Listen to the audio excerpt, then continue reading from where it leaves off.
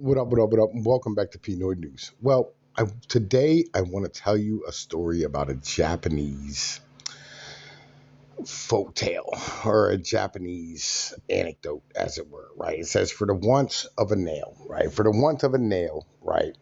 A horse was sold, a horseshoe was sold. For the want of a horseshoe, a horse was sold. For the want of a horse, a carriage was sold. For the want of a carriage, ammunition was sold. For the want of ammunition, a war was lost. It's a basic premise, right? That one small thing can topple a lot of other big things. This bolt is stuck inside of a landing gear handle, right? That broke off. Now, this company who was told that this was broken would be a company called Norfolk Southern, right?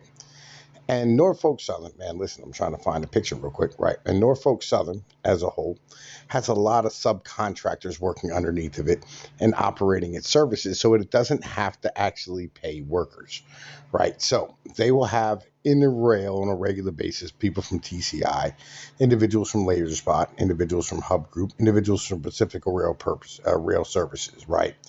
And so let's say you're Home Depot. Home Depot wants to move a load from, I don't know, Georgia to fucking Virginia, right? And they need to get that load there in, 2 weeks. It's a inventory move going from one Home Depot to another, right? Now, Home Depot will contact a company like Hub Group, right?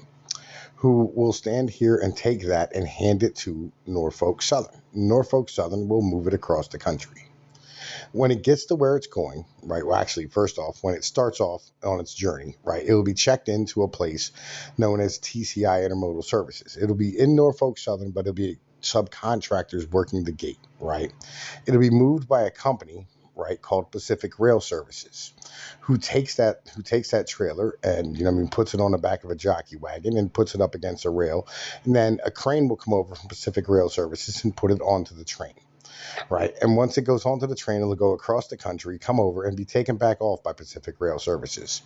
It'll be picked up by a Hub Group driver and checked out by TCI Intermodal Services. Now, with the bolt that I'm talking about right now, you had a company called TCI, which is contracted to stand here and do the mechanic work, right? To stand here and fix trailers, things of this nature. Now, TCI has a problem because of the fact that the rail has too much stuff. So they had to call a company called Laser Spot to move the trailer from one place to another and then move it back to get it fixed. Now, in order to find out, like to get a hold of Laser Spot or the rail as a whole, you have to contact TCI Services at the front, right at the front gate. Now, TCI Services has to contact the rail, who has to contact back to Pacific Rail Services, who has to contact back to Laser Spot, who has to call TCI back, who has to end up talking to Norfolk Southern, right? Who, in the end of the day, is going to send it back to Hub Group, right? And then Hub Group's going to subcontract this load out to another company because they don't have the ability to move all of the freight that comes their way, right? And again, you know what I'm saying? They can write off any subcontractor work, and it's much easier to use subcontractors than it is to be able to pay employees. That way you don't have the overhead and the nonsense and the garbage of, worrying about an employee unionizing on you and demanding more wages.